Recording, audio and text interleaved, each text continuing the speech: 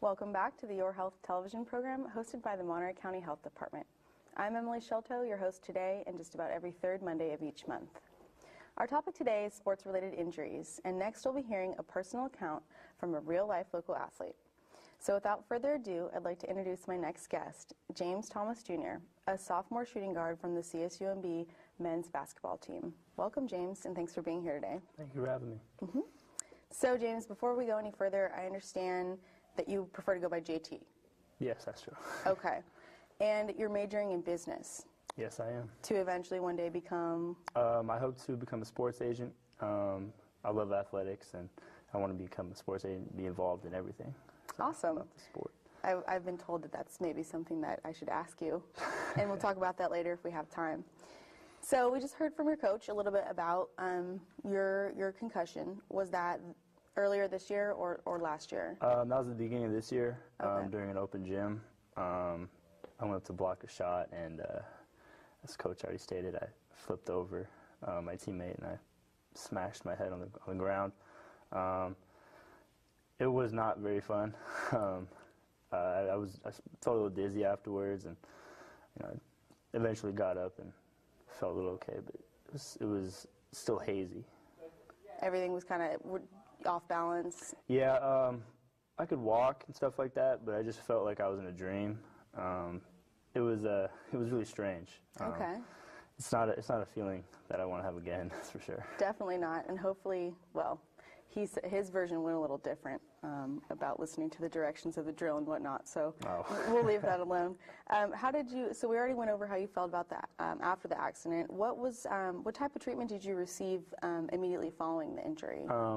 Well, immediately after, I went to see our athletic trainer, John, and he ran me through some tests and stuff, and just to see how bad the concussion was. It turned out to be just a mild concussion, or a grade 1. We don't really grade concussions anymore. That's what he informed me. Oh, okay.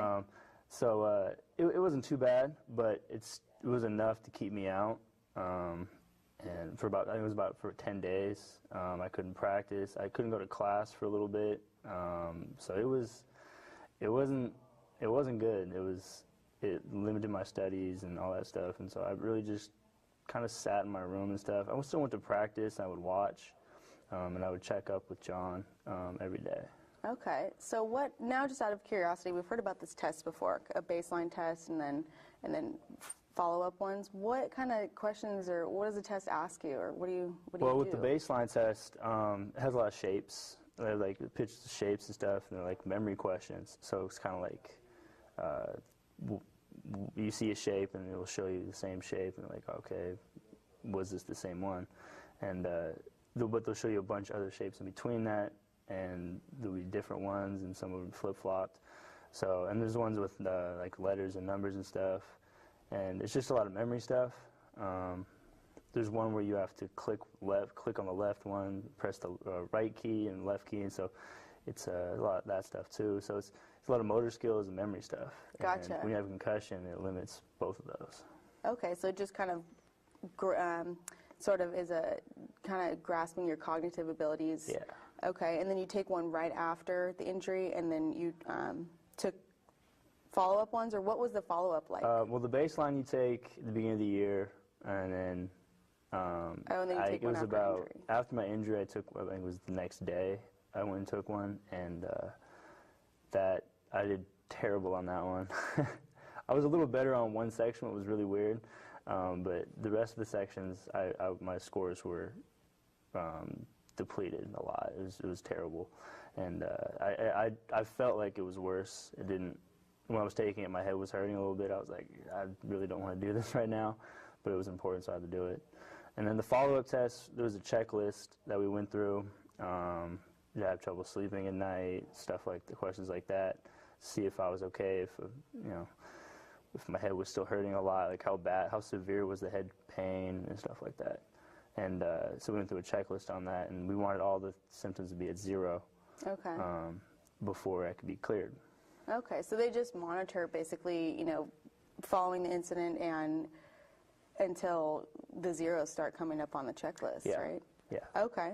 And so how did you get cleared to return to training and then practice, or and then the games, or how did that sequence go, the clearance portion? Well, I would sit through practice, and I'd watch and stuff, and John would be there with me, and I'd go in, take the checklist, and eventually zeros started popping up, and he would be like, all right, now we're going to be okay for some, like, ride the bike, or jog up and down the court, you know, just a little movement and stuff, and we'll see how I feel after that. And eventually got to the point where I had all zeros, and I could do some basketball activity with no contact, and then I went and saw a physician, and he cleared me.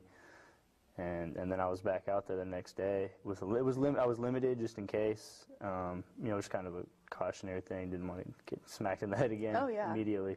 But then I was out there full contact after about 2 or 3 days after my the 10 days was up.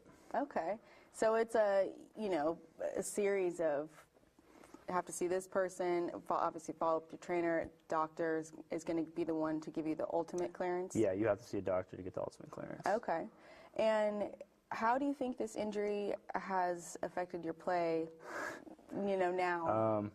I think Coach will be happy that I'm not going to try and block many shots anymore. That's one big thing. So I don't block shots anymore. I take charges, which is a little better for the whole team and stuff. So that's good. But other than that, I still try to be aggressive. It really hasn't affected my play than the no shot block rule. Has it affected any other of your teammates? Like, I feel like if I was your teammate and you had just gotten cleared, you know, I just make my way around you. No, if possible. Actually, it didn't. I was limited in the practices, a few practices, and then after that, they were actually going at me a little harder because, like, oh, I'm taking advantage of this. Oh. You know, like, oh, he's still a little coming back off of injury, so we can attack him. You know, it's kind of take advantage of your opponent's weakness in practice because when you're in practice, it's two teams against each other, so it's right. It's just like a game. Simulating the game, yeah. So they weren't really worried about that at all. They assumed that since I'm cleared, I'm good to go. Once you step on the court, you're good to go. Okay, so there's a lot of trust there in you as a player, answering the questions and checking off the checklist and whatnot, and in the physician and the trainer who treated you through this. Yeah, there's a lot of trust. It's really important to have a good relationship with the athletic trainer and the doctor and stuff. And I think that we have that with John and Dr. Clausen. Very good. Very cool.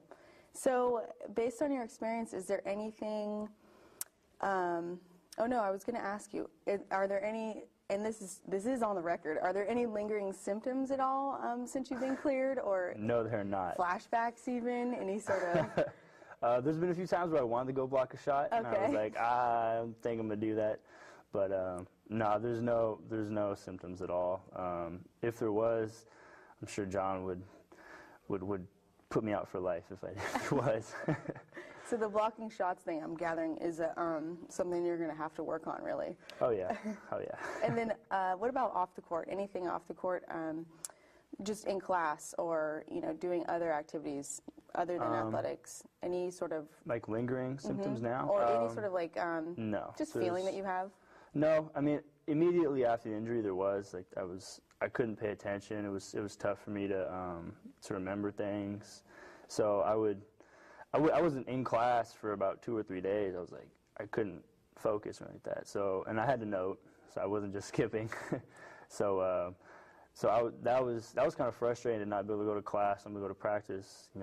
I love going to school here, and so I love going to practice. And so it really kind of hurt me that I couldn't do those things.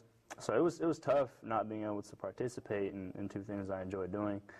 That was probably the biggest thing with the whole thing was not being able to do that. And I wanted to get out there as soon as I could, but I also understood how important it was to recover fully and to not cheat it. Yeah, definitely, because that's what I guess, we were talking a little bit before the program about how head injuries are, a big kind of major topic within, sports-related injuries, and that it really does. People go out there before they should. They just try to tough up, man up. I don't know. Yeah, that's what it is. I think that the whole manning up thing is overrated. It's not smart to do that with a head injury because that can really screw you up for life. Yeah. And that's something that you don't want. is to not be able to remember your kids' names or something like that when you get older. And it's that would affect me more later in life than not going to practice for 10 days and not going to class for a few days. Yeah. Were you scared? I was a little scared. I was like, I've never had a concussion before. It was my first one, and I was a little frightened. I was like, I have no clue what's going on. My head feels weird. My vision was a little blurry. So I was like, this is weird. I don't like this. Yeah, I'm sitting here trying to imagine what it would be like, and all I can imagine is just a really bad headache. You know, I'll take some leave or whatever, and you know what I mean, it's gone. Yeah, it was like a never-ending headache. It wasn't fun. It does not sound fun. So based on your experience, is there anything you would like other student athletes to know, or any major lessons learned that you want to? Well, one, I mean, according to coach, I was listening to the direction, so listen to coach when he gives you direction of the drill. Excellent. Two, take it seriously. Don't try and get out there as soon as possible. It's really important not to cheat the whole system and say, oh, I'm fine, and try and man up. It's really important to go through every step, and that's the biggest thing. I think that's the biggest lesson that anyone can take away from this. Interesting, very interesting. So anything else about do you think that, one question I was going to ask you, because you were mentioning how your fellow teammates didn't really cut you any slack when you came back. Do you think that any of this kind of rubbed off on them? Do you think that, they learned from your experience, or? I think so. I think they did. It was actually kind of funny. Before, like a few days beforehand, one of our players had tried to block a shot, and he had done the same thing, and coach had the same no block shots rule for him, and he had flipped over. He didn't hurt himself too bad, which was good. No head trauma, nothing like that. But he did the same thing, and coach kind of gave a little speech. He was like, all right, well, let's learn from this. And then I'd go out the next day and flip over someone trying to block a shot. So, but I think after that, guys were like, all right, well, we need to be a little more careful when we go up to do this stuff. We need to know our limitations athletically. If you're a shot blocker, you can go block a shot, but if you're not, then you need to take it easy. Gotcha. Yeah. Interesting. So how does this play into wanting to be a sports agent? Or how does being a sports agent play into any of that? Does it even? Well, for injury management, I think that the agent, well, they want money. Obviously, you want money. It's a job. So, but your athlete, makes money by playing, and there's pressure. There's pressure all around, and I think the agent does give some of that pressure. So as a sports agent, I would want to say, listen, come out and play when you're ready. Don't force it. I know this may be an important game coming up, but still, if you're hurt and it's bad like that, don't force it. So it sounds like you'll be much more successful. I mean, that's the one good thing, or maybe one of the few good things about you, having this injury is that, you'll be more informed and be able to help out your future clients. I hope so. Awesome. Well, thank you again, JT, for taking the time to talk with us today.